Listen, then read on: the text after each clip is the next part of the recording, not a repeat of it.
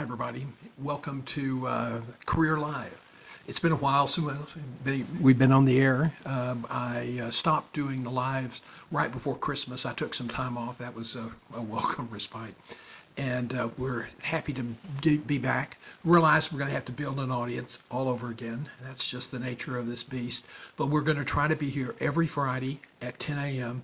To answer questions and talk about things that are going on in the job search market. And so even if you're working with other coaches or if you're on other sites, you can always drop by here and ask any questions. I have a little bit different perspective than some other coaches. I spent 27 years in global executive search. And so I've interviewed thousands and thousands of people, and I know what a good interview is, and I know what a suck interview is. And so one of the areas I specialize in is helping people get ready for job interviews. We want to start off today talking about an announcement that came out at 7:30 a.m. Central Time from the government. They basically announced that there were 300 plus thousand jobs created last month, a short month. They also revised upward the January job numbers to over 500,000. Now, ordinarily that is great news. And it's certainly good news if you're in the job market because a lot of people are getting hired. However, from an inflation point of view, that causes the Fed to be concerned, and they've already hinted that they plan to increase the interest rate again later this month when they meet by at least 50 basis points. The market had been hoping it would be less and that they could announce they've tamed inflation, but the fact of the matter is inflation is currently running at about 3 times the Fed's targeted rate, which is about 2%. So what does that mean for the job market? Well, right now the job market is good. So if you're going to take advantage now is the time, because there is every indication that as the Fed increases interest rates, more layoffs will occur. Now, we saw a sweeping number of layoffs in technology late last year and into this year. Now, some of that was legitimate. A lot of it was copycats. You know, sometimes we look at these CEOs of these big public companies, and we want to think they're the smartest guys in the room. And the truth is, and my experience shows after all these years in executive search, is you do not have to be the smartest guy in the room to become a CEO. And in fact, a lot of CEOs survive in their jobs because they do the safe thing. Oh, Google's laying off. I'm run Salesforce. I need to lay off. It's just copycat stuff. And but that has that affects the quote inflation mentality in the marketplace. And so monkey see, monkey do. So you can look for some additional layoffs coming forward. Now, for the inflation rate to get from a little over 6% where it is now to the targeted rate of 2%, we're looking at having to increase unemployment. Now, that's just something the Fed doesn't talk about, but that's the reality. When you get inflation under control, you will drive up unemployment. So we're talking about an additional 6 to 7, maybe 8 million people thrown into unemployment if in fact they do try to push it down into the 2% range. Remember, this is not a political operation. The Fed, the White House has little or no control over what the Fed does, and you always hear presidents complain about that. But the Fed's job is to monitor monetary policy and to try to do the right thing for the company's economy going forward. Now, there are a lot of people that don't like the Fed, and there are a lot of debates and all that other nonsense. But right now, the only thing that matters is they control the interest rates. That's not likely to change in my lifetime. And so we can look for some adjustments later this month, then again in May and June, maybe a quarter basis point increase. Any rate increase in the rate of borrowing drives up costs for business. You have investors that say, oh my God, you got to reduce expenses. And so, the trickle down effect. Again, some of this will be copycat, some of it will be a legitimate business decision, and some, let's be honest, the decisions will be made based on the CEO wants to get his bonus. So, if you are an employee, the truth is you can't control stupid copycat CEO behavior. I mean, the boards tolerate it, so you're going to have to tolerate it. The important thing is to be prepared. And there's every indication that all the market looks good now, and we've had record growth in jobs over the last 2.5, 3 years. Probably the highest growth rate we've seen in a long, long time. Some of that pent-up demand coming out of the pandemic. But the truth is that when you have a lot of people in the job market and you have shortages, that drives up salaries, and that causes consumer confidence to surge, spending to surge, and that's all inflationary. So that's one of the reasons the prices are up. This is not a U.S. problem, okay? This has nothing necessarily to do with some political decision made way back when. The globe is suffering from, countries all across the globe are suffering from inflation, some much worse than we are. So it's something that happens in the market periodically. Okay. So that leads me to the second thing we want to talk about today, and that is that we are introducing on Monday a new career course in our Guiding Your Career series at johngself.com. This one is about emergency preparedness and the importance of having a plan. Now, everybody says, I've been in my company a long time. I don't need to worry.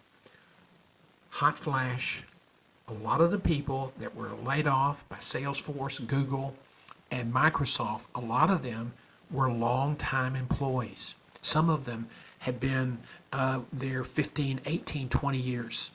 So this notion that it can't happen to me is just false. Don't delude yourself that you've been someplace for all these years and that your job is safe. It's not just the last in, first out rule. They look for overall reductions in cost. And there were a lot of 18 and 20-year employees at Google that were laid off. And at Amazon, they got laid off. So just because you've been someplace a long time does not mean that you are going to you're going to be able to escape layoffs. It just will not happen. The second thing we want to draw your attention to is that if you sign up today or through the weekend till midnight on Sunday, you can get a $50 discount off of this fee. Now this course covers preparing financially. A lot of people, you would think they would have a rainy day fund. Most people just have a retirement fund, and they don't separate it out. So when they do need to get cash, and they do need to improve their liquidity, then they have to make a withdrawal from their retirement fund, which can be expensive. You may have to pay penalties and taxes if it's been put in on a pre-tax basis. So, getting $10,000 out, less taxes, less penalties, suddenly you're not dealing with as much money. So it's absolutely important that you start building a rainy day fund. So we're going to talk about budgeting and what you need to be doing, how many months you need to be saving based on your tenure. The second thing we're going to talk about is preparing emotionally. Now, a lot of people, if we weren't human beings and we didn't want to share our lives with other people, then losing a job wouldn't be a problem. We'd go wherever we had to go in order to get the next job and to pay the bills. But when you have family, you have kids, you have partners, spouses, it gets complicated. And a lot of people start relationships, start marriage, and they never talk about integrating career goals with the marriage. And what am I talking about there? Well, if you want to be a CEO, let's just say in healthcare, where I spend a lot of time, you're going to have to make 3 to 5 moves before you become a CEO. And then once you become a CEO, a lot of companies, if you do well in your job, they move you to a bigger hospital. So you may make, until you hit the top peak of your career, you may make 5 or 7 moves. Well, that's going to, for your kids, that's going to carry them into middle school, sometimes high school. And so you need to, when they reach an age of understanding, and that varies based on the child, their level of maturity and their ability to kind of process stuff. And when you get to that point where they can understand, you need to be honest. You need to talk about the plan. We're going to be here for maybe 3 or 4 years. And, it's sort of like the pastors, the preacher at the church. The Methodist church, the old joke was you got moved every 3 years, whether you wanted to or not. At IBM, a wife of one of their senior executives that was really doing well and was targeted for growth in the company, they were moving him every 2 years. It almost sounds like the military. The wife once told a friend, IBM doesn't stand for International Business Machines. It stands for I've been moved. If you want to understand about the hardship of relocation, talk to a military family, especially at the officer level. When you start moving up in rank, you're not going to stay someplace longer than maybe 3 years at the most. So, these things are really tough, and you've got to communicate with your family. So that's called emotional preparation. Then you have to prepare strategically, and most people don't have a plan. Matter of fact, most of the people laid off from Google, that got laid off from Amazon and other places in Silicon Valley and in the Northwest in technology, were caught off guard. They didn't have a plan, they didn't have reserves, and now they're in a marketplace that's pretty flooded with really qualified people. So I would encourage you to check out this course. You can visit the course at johngself.com. And there's a red tab in the right side of the web page. Click that tab, and it'll take you to the course portfolio page. And you can click the course, and it'll take you to the landing page, and we give you a summary of how the course is structured and what we'll cover. And it's 8 chapters. The other chapters including, you got to strategically prepare. You have to prepare your network. You have to prepare your brand, and something else you have to include, and this one really, really surprised me. I interviewed some people who talked about updating their plan. And one person in particular talked about how he and his spouse every year sat down with his plan and they talked about his performance, how he had done, what that meant for perhaps maybe future relocation, what it meant for his income, what it meant for his bonus. And one person told me, he said, this made a huge difference in my marriage because a lot of times wives get isolated. They have their own lives, their own friends, their own silo. The kids have their silo and you have your job. And then suddenly you're told you're going to be transferred. So this guy said, doing this every year, getting my family's input, getting my wife's input. And we have a contingency plan. If I get laid off, where would we like to move if in order for me to get a job? And now I've targeted regions and I've targeted companies within those regions, and that's called strategic networking. The networking we used to do when you went to professional associations, standing around with a drink in one hand and a plate of food in the other is your father's networking, and it's kind of out of date. You still go to those events, you can still make progress at those events and make good contacts at those events, but now a lot of the networking is 24/7 on LinkedIn, so you have to really adjust your strategy there. And then, of course, keep your plan updated and use that as a leverage to be sure you build a stronger relationship in your family, because relocation is hard, it's frustrating. People who go to the office every day and have jobs and they're traveling in their work and they have relationships in their work, and they're not staying at home, it doesn't impact them the same way. So you need to be very respectful of how your career growth, how your career changes, how your career locations will impact your family. And you need to plan for that. So that's what this course is all about. And it's probably well timed because I really do anticipate that we'll have more layoffs going forward. Okay, so we're probably not going to get a lot of questions today because this is, as I said, we're renewing this opportunity, this live broadcast, and we'll be on for about 15 more minutes. So if you have any questions, put them in the chat or send them to me at info@johngself.com. A couple of people have asked me recently, what's the proper length of a resume? Well, it's commensurate based on your number of years of experience, your accomplishments, your jobs, and sometimes you can't squeeze 30 years of great employment and great experience into your just a short 2-page resume. The fact of the matter is that there is there are really no hard and fast rules in your resume other than if you're a fresh graduate, you don't want 5 pages and you don't want to misspell words and you don't want to make silly mistakes. But other than that, it's just commensurate with your years of experience and your accomplishments. Now, that's a good rule to follow. Three pages is not too bad. 4 pages is not too bad. When you get north, if you've had an extensive career and you're at a capstone, you may have 5 pages. Now, some recruiters don't like long resumes. They get upset about it. They say, no, just give me 1 page or 2 pages. No, that may be what they want. That just means they're transactional. They don't really care that much about what you've accomplished. And they're not going to screen that carefully. But you can build a resume. It needs to emphasize your value. So that needs. If you have a value-based resume, a resume now is not a CV. That CV stands for curriculum vitae. That's more academic. If you're a scientist, an academic applying for jobs in that area, or a medical school, or a scientific company, pharma, that would be fine to use a CV because they're interested in your research, they're interested in where you've worked, but it's not necessarily an accomplishment. It's not a document that's going to emphasize your value. Now, one other thing about your resume, the applicant tracking system, computers doesn't really care how long it is. It cares about how much value you have and what words you use to describe the value. And when I say words you use to describe your value, keywords. The keywords come from the job description.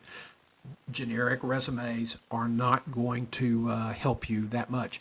And I have a potential client now who's not getting much response because he'd been submitting generic resumes because he hadn't been in the job market for 5 to 7 years. And it's all changed, okay? And when you have resume writers say, you don't need to update the resume, I've optimized it for you. Well, that's interesting because they don't know how to optimize for a specific job because they don't know what jobs you're applying for unless you've told them in advance. And I'll tell you, you can't keep going back to the resume writer to update your resume because you may apply for 5 to 10 or 15 jobs in a search. So you have to learn how to do it yourself, and that's what we do. We don't do the resume for you. We teach you how to do it. Because with applicant tracking systems, with automation and AI, how you manage your resume has changed forever. So that's the length of the resume, sort of a rambling answer, but that's a good response there. How prevalent are applicant tracking systems? Very. When you apply to Indeed, when you apply to ZipRecruiter, when you apply to other places, they essentially use applicant tracking systems. They use computer algorithms.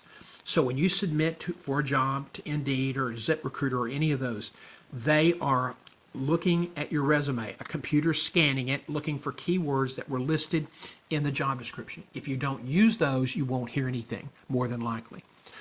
Or it won't be very highly rated. So you need to pay attention to those things and be sure that you tailor your resume for the job you're applying for. That will make the biggest change in your search. I just helped somebody redo their resume the other day, and he wasn't getting any feedback at all. Nobody was responding to him. And since he changed his resume and started customizing it, he was up around getting 5 or 6 or 7 inquiries about employment. So that just shows you that you can't be generic. You've got to customize it for the specific job. Okay, and somebody then said, well, when are we going to go back to the old ways of recruiting? And the answer is never. Applicant tracking systems, AI, automation will play a bigger role in recruiting going forward.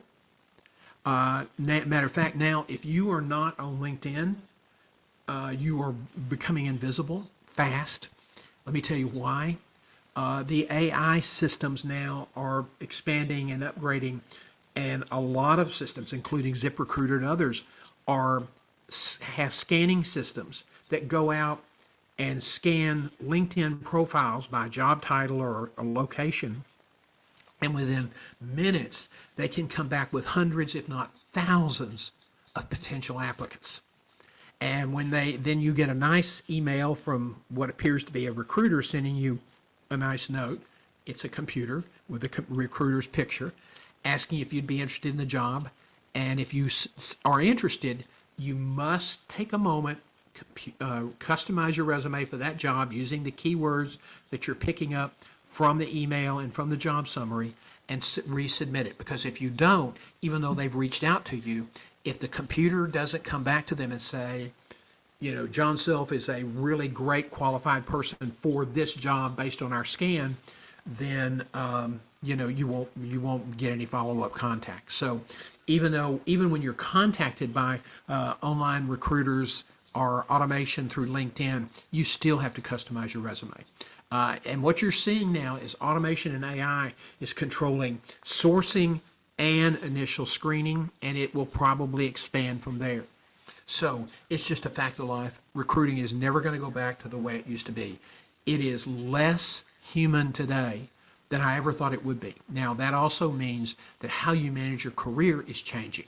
You can't sit back and just assume that you'll be able to find a job when the time comes, especially when there are layoffs. Because most people just wait. They don't do anything with their network. They don't do any work in building strategic connections. And so they lose their job. They get the resume up to date like they always used to do, and they start sending it out to recruiters. Recruiters only handle about 30 to 35% of the searches. That's search firm recruiters. More and more of the recruiting is being handled internally as automation makes it more feasible. So what you have to do now, you have to plan and you have to strategically connect with people even when you have a job. Somebody the other day said, I just got a new job. When should I think about start networking again? I said yesterday. Even though you have a new job, you still need to build your network.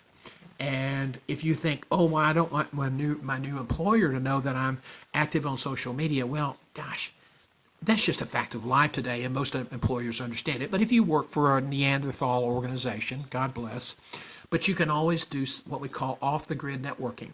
So we have a free ebook on our website, johngself.com. You can download that, and it'll give you some step-by-step guides on how to network off the grid, how to network away from the prying eyes of your boss or the company HR department, which they like. Some of those HR people like to monitor that stuff because it gives them some power and authority.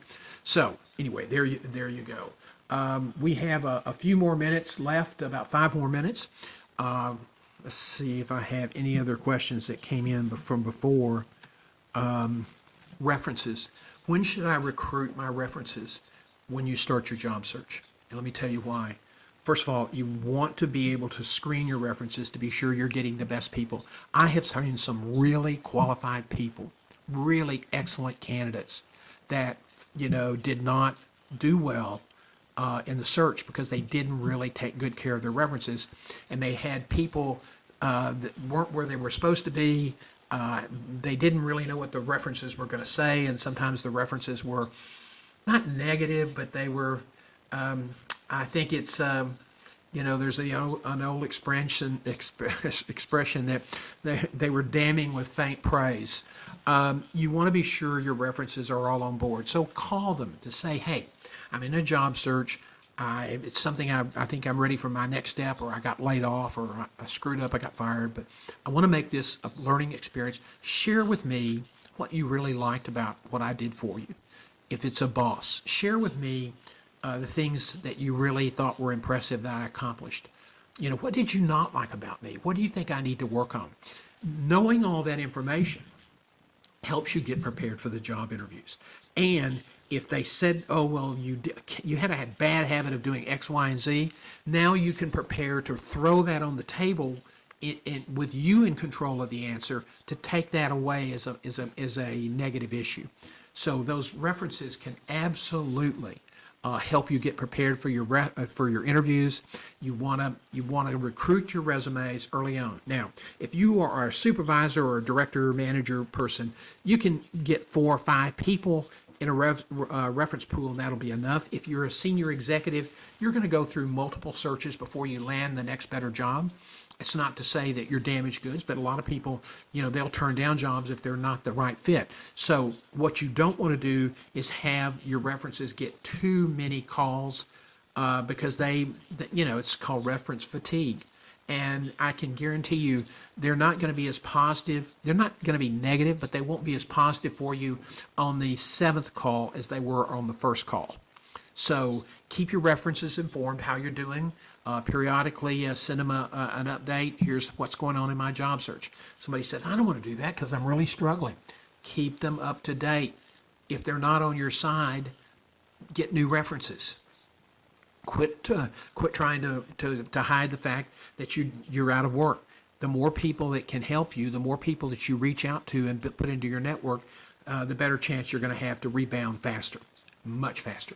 Now, why is networking so important? Why do you have to keep in touch with people? Do you know what the odds are if you apply online? About 150 to 1. And if you don't believe me, you can take a normal management job, and once it gets put out on ZipRecruiter or other sites, they're going to get the average person gets 100, 150, 200, 300 job applicants. So those odds are pretty stable. They've been about the same.